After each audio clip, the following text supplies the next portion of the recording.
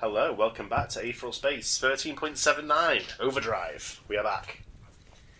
Yes, let's just jump right into it. 5. Atop a tower, the spark of a stun pistol. 4. In a ruined casino, a bitter defeat. 3. In a burning desert, a venomous curse. 2. In the halls of faith, a march of despair. 1. In an emerald forest, a resolute command. Begin! I don't remember all of these. These are the big moments when they were facing off each other previously. What was the venomous curse? If only you'd never existed. Oh... What was the Emerald Forest? Is that Elysian? Yeah. Atoy Muzazi disappeared. Eh? For a moment, Dragon just continued to look at the spot his enemy had just occupied, his mind not keeping up. He had just finished blinking by the time he realized how much danger he was in, and by then it was nearly too late. The bite of a burning sword was already sinking into his side. Gemini World! Dragon vanished before he could fully be bisected, then reappeared a moment later, floating high in the air with recorded feet, the gash in his stomach already forming a new seal of skin. A shiver went down his spine to accompany the pain. If he'd acted a moment later, that could have been fatal. Silver hair whipping in the air around him, Dragon glared down at his adversary. Atoy Muzazi was standing where Dragon had just been, a mist of blood rising from the radiant he'd used to cut into the cogitant's body. He was looking right back up at Dragon, his good eye resolute, the pupil a pinprick of lethal intention. His red tie finally came loose and blew away in the wind, crawling through the air like a snake. For a good long moment, the two of them just stared each other down, predator and prey assessing what they'd just witnessed. The question was, which was which? That speed, Dragon pondered, running a hand over his restored skin. I've been watching his matches. He hasn't gone that fast before. Why not? More than that, dead boy. Why couldn't you eat them? Right. Dragon acknowledged Pan's point. No matter how fast someone is, if they fulfill the conditions for Gemini Dominion, moving towards or away from me in a 2-meter straight line, I should be able to record them. Even if my body couldn't react in time, I should have been aware that I could use the ability. His eyes flicked around the arena, and immediately he understood. Oh, you really are fast, aren't you, Muzazi? Did he, outspeed the recording of Dominion? Smoking footprints were burnt into the ground, a trail left by Muzazi's lightning-fast approach, and that trail was a spiral, winding all the way into where Dragon had been standing. It seemed Muzazi had been watching his opponent's fights too, and he'd figured out the conditions for Gemini Dominion. By moving in a curve, he could avoid being recorded. More than that, though, Dragon could see the secret to Muzazi's speed. Recklessness. Atoy Muzazi opened his mouth, and a plume of smoke poured out, drifting into the air around him. Oh, he's Luffy, dude. He's Luffying it. Oh, I love it. Already he could feel the backlash from his attack, a distant pain pursuing him and surely catching up. His skin was reddened and steam was rising from the pores there too. His artificial eye blinked an overheating warning, but Muzazi ignored it. Right now he couldn't afford to let up.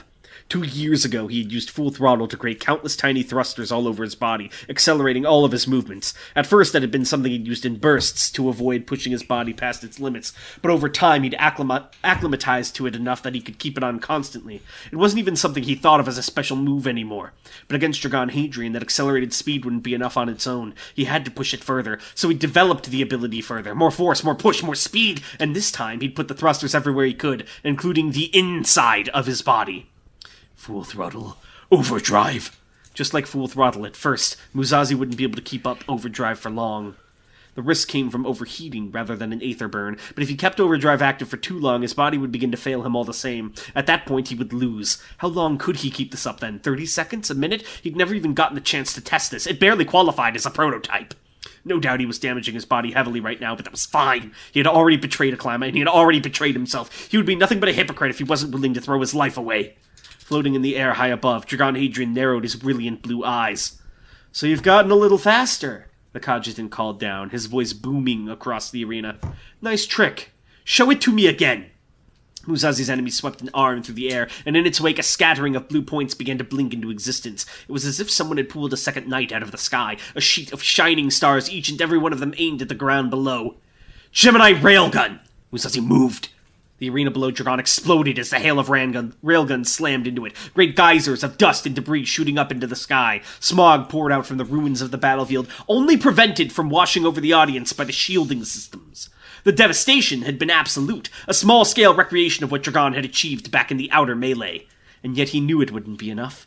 Atoy Musashi was skilled and fast enough to dodge those attacks, but that was fine. Once he saw that he was a sitting duck on the ground, he'd have no choice but to take flight as Dragon had, and in the air, Dragon would hold the advantage. Musashi couldn't make the best use of his speed without a flat plane, and Dragon was used to maneuvering his body through the air. All he had to do was wait for that spark of silver there, and avoid the strike that followed. Dragon flipped his body as Musashi fired out of the smoke, barely avoiding the stab that had been aimed at his head. His chin sizzled where the radiant had scraped by, but all the same, Dragon had been able to avoid the attack. Musashi's speed boost was growing more unstable by the second. His opponent wasn't going to stop trying with just own attack? Sorry, one attack, sorry. His opponent wasn't just going to stop trying with just one attack, though. Keeping himself in the air with thrusters, Musashi twisted his body, ignoring another radiant from his foot as he... igniting another radiant from his foot as he went to kick right through Dragon's stomach. It's even slower the third time. Gemini World! Dragon recorded his body into sparks of sapphire aether, and as one, those tendrils zipped between Musashi's legs and reconstituted on the other side of him. With a flash of blue, Dragon reappeared upside down behind his adversary, palms extended out as one, another attack already brewing between his two hands. You mistook this marathon for a sprint, Dragon smirked. That's why you'll lose. Gemini Railgun! This time the attack was at nearly point-blank range, and this time Musashi could not dodge. The railgun slammed into him from behind, spiking him back down into the arena and creating another massive explosion of rubble. Dragon landed softly atop the arena's dome, looking down into the stadium proper with a satisfied smirk. He waved the leftover steam from his hands as he watched a legion of green lights make their way up towards him. With the track record of the two competitors this time, the Emerald Eyes had been ready to set out at a moment's notice. They surrounded Dragon from a distance, covering him from all angles, beaming his image out to every corner of the galaxy. He did his best to ignore them as they buzzed around like so many flies. Right now, he had better things to watch out for. He'd managed to keep Musashi at a distance with that last attack, but at the same time he'd now lost sight of the swordsman. Even with his speed being reduced over time, he was still devastatingly fast. Dragon couldn't allow the bastard to pull off a sneak attack. He had to reacquire Musashi's location as soon as possible. Why can't he just stay in Gemini World? Well, because then he also can't do anything. Tan? What? Hello? Hi. Is he dead? We lost Can you Tan. hear me? I'm talking They to you. fucking killed him. I'm talking to you. Tan! Is your mic muted, buddy? No, it's not. He's gone. No, you're not. Your mic's I am. It's muted. lighting up. Hold on. Sorry, my headphones turned off. Can you repeat that? Yeah, I'm saying I'm talking. It's lighting up. I know I'm talking. Okay, wait, so, why can't he just stay in Gemini World? He needs to fight as well. Nothing will happen if he just stays in Gemini World forever. Yeah, but you can just wait till Musashi's tired or he sees him. Where? Dragon's eyes flicked through the smog-covered arena, looking for a humanoid blur or even a smoking footprint. If he even knew the general area Musashi was in, he'd know where to launch his next attack, but it seemed that the full moon was intent on Quantum King, not hiding. The smog was blown away as a bright white sphere exploded into life, the shape of the Quantum King rejecting everything around it. Dragon raised a hand to shield his eyes from the blinding light, waves of air pressure crashing over him as he braced himself. Atoy Musashi had certainly made quite the spectacle of himself. It was obvious what Musashi was doing. He'd seen the power of Dragon's ranged attacks from that initial volley and the blow that had landed, and he thought he'd come up with a countermeasure. Atoy Musashi's replication of Quantum King was somewhat limited. It could only push, it kept him stationary, and it was indiscriminate, but that also meant it could push Gemini Railgun away. Musashi would be right at the core of the rejection field, and the repulsive thrusters would divert the course of any projectiles away from him. Did he think that Dragon would see that his normal attacks were useless and be forced to switch strategies? If so, he was mistaken. I bet you think I've been using my strongest attacks! Dragon grinned, pulling his hand back and charging up a truly atrocious railgun. Sorry, though. I can hit much harder and much faster. This'll get you before it even has time to get pushed. To achieve the correct projectile speed, he'd need to charge this shot for 5 more seconds. 4, 3, 2, 1. Danger! Dragon went to whirl around, but he didn't have the time. Before he could react, a blade of white light burst out of his stomach, pushed right through his back. Blood and pain mingled into a scream that tore through Dragon's throat, his eyeballs shuddering in their sockets as he tried to register the situation. Down in the arena, Quantum King had died, and the emerald eye that had served at its core dropped to the ground, thoroughly spent. Of course, it had been a decoy. Musashi could activate Quantum King on things other than himself. Damn it! While Dragon had been distracted, Musashi had snuck around the long way, flying under the arena itself, and stabbed him in the back. Musashi growled as he went to raise the blade up to slice through Dragon's chest and destroy his heart. A flare of panic burned through Dragon's brain. He could regenerate, sure, but if he was killed, he was as dead as anyone else. He was dying. He was losing. No. Musashi! Dragon screamed in pain and fury, blood spraying from his mouth as he glared wild-eyed over his shoulder. Focusing all his aether into his elbow, he brought it down, and it blocked the radiant from its passage further up his body. The two of them struggled against each other, sounding more like beasts than people, growling and snarling and roaring and snapping, their feet sliding over the wet roof beneath their feet. Rain battered against him from above, with him lifting the infusion from the rest of his body. It was probably the only thing keeping the radiant from setting Dragon aflame. "Pan!" Dragon called inward, desperate. "Let's do it! This is base Musashi we're dealing with!" Okie dokie! With all the strength and will he could muster, Dragon twisted his body, letting the radiant slice horizontally through his flesh, and thrust his fist forwards. The blow seemed to land in slow motion. Sparks of blue aether danced across the surface of his skin, and accompanying them a current of orange. A wild, feral grin spread across Dragon's lips. Multi-infusion, he thought. "Dodge this!" As the fist hurtled towards him, coursing with blue and orange aether, Musashi knew in his bones that this was a blow he could not afford to take unprotected. At this distance, dodging was not an option. The only option was to block.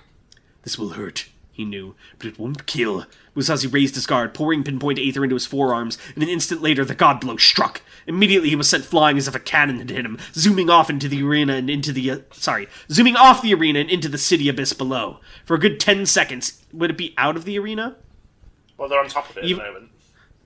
For a good 10 seconds, even his strongest thrusters couldn't stop Musashi's flight, but gradually he slowed and gradually he stopped. One broken arm fell limp at his side as he reignited a radiant from the other, staring up at the distant Dragon Hadrian. His attacker hadn't exactly made it out unscathed either. The arm Dragon had punched Musashi with was gone, obliterated up to the elbow by the recoil of the attack, gristle twitching from the stump. Dragon was flying again, his floating so smooth that it looked like he was standing atop the air itself, and he was glaring right back down at Musashi again, his eyes wide, his breath heaving. As Musashi watched, he saw new fingers begin to push their way free from the stump, the missing arm slowly returning to existence. Damn it, it was going to be like nothing had even happened. No, Musashi thought, brandishing his blade. This is fine. He wasn't about to give his enemy a chance to rest anyways. Full throttle, overdrive! Holographic screens surrounded Ruth and Nyan on all sides, showing various angles of the battle happening outside. More than once, she'd already felt the arena shudder from the force of the attacks. Ruth's eyes flicked from screen to screen, from scene to scene, from blow to blow. She'd known this would be a fight to remember, but she hadn't expected to see such power on display already. It's fun, isn't it? Nyan smiled kindly. Watching such pointless battles? Her gaze returned to him and returned to being a glare. Don't worry, he said, seeing her sour expression. There's no need to give me your answer. You did the wrong pronoun, I think. He said, seeing her sour expression, right? Sorry. You're good. There's no need to give me your answer right away. We can stay here and watch for a while. He spread his arms wide, encompassing the room, as if the floating screens and the visages of battle were no more than his servants. As the future unfurls its wings. Oh, that hurt my throaty. Owie. Did you get stabbed as well? No, but I yelled so good for you. I know, you gave me... There was some great anime yells. Owie. Musashi! Musashi! For God! Oh my God, just make out already. Jeez.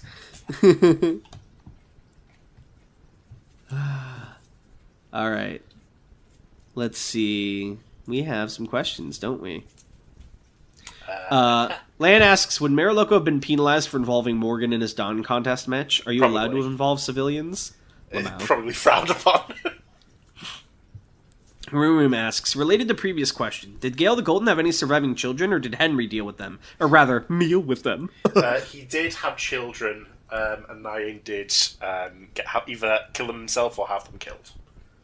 Nyan did? Not Henry? Henry, sorry. Rurum also says, and as of current, there have been 6 Cogitant Supremes. Tell us about one, please. Another one, okay. Let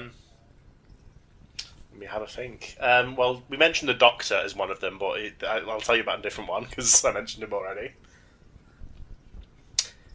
Guy who's making up a Supreme on the spot? Of course not, I would never do that. Boris the Berserk was a Cogitant. No, he wasn't. Shut up. The guy who killed... Wait, no. Who was Boris the Berserker? Was it not Ragnar the Redeemer? Boris the Berserk was another one who's been mentioned a couple of times. He was a Conscience, so he was he's very smart, but he was also very angry, is his thing. So he did not use his big brain too much. Wasn't that also Jean Lyon's thing? Wasn't his real name something the Berserker? No, he was Quillian Cliffoff is his original name.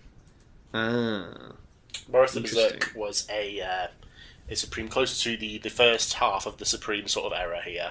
And his thing was, basically, he was very calm and rational out of battle, but the second he got in there, he would go fucking nuts. That's fun. Rumor And he had masks. symbiotic armor as well that would that he could use various abilities with. That's pretty cool. Rumor masks, other than proxy laws, the Supreme Heir always the child of the Supreme, or can you officially designate someone as your heir? It's not really done, but you can designate someone as heir, which is what the Commissioner was aiming for during the Battle of Elysian Field. She was hoping to get that as her wish. Oh. JTKC asks, who and how was the 9x9 rule discovered? And by extension, who killed the first Gene Tyrant? I would save the specifics of that for like a prequel, if I ever did that. But it's related to Blind Man and Edgar, I will say. Okay, who killed the first Gene Tyrant? The brother. The brother? The brother. The blind man's brother? Yeah. Blind Man and Edgar's brother. Wait, were they all brothers? Yeah, there was 3 brothers. Who was the third one? I wouldn't want to tell you about that. Oh, it's Lucifer Westmore, isn't it? No, it's not Lucifer Westmore. Then who the fuck is Lucifer Westmore? Why would I tell you? Because he's the third brother! He's not. Let me tell you about Lucifer Westmore. He was a member of the Seven Blades, the Turning of the Air, and he betrayed them for supremacy, and betrayed them from the UAP and became a Nebula, and then betrayed the Nebula and went somewhere else. To the final church, presumably. So he could betray them. Yeah, I mean, that's the only other big group left, right? You went outside. Are there other kingdoms outside the galaxy? No. Okay, then where did he go? He went somewhere. Okay, he sure. Pursued. He went to Aether. Hello, Aether. I heard you make deals with people. Sapphire Star? No way. Anyway, no way I'm right! Anyway, next chapter will be a very interesting fight. Was I right? Why would I tell you? Why is it... Wait, hold on. Tell me about the Sapphire Star. I don't want to. Oh my god, Lucifer went to go see the Sapphire Star. Hello, Sapphire Star. I'd like to make a deal. Don't worry, I won't betray you. Cross his fingers behind back. They call me Lucifer the lawyer. His name is literally Lucifer. I don't know why anyone trusts him. It's fucking... Well, no one remembers, remember? You said that. It's spelled different. They don't know. Alright, well, thank you all for watching. No, sorry, it's not Lucifer, it's Lucifer. It's spelled with an S, see? Of course. Well, Lucifer Westmore, everyone's calling me that these days. It's Lucifer D. Westmore. Alright, thank you guys for watching, and we'll see you next time. Bye. Bye.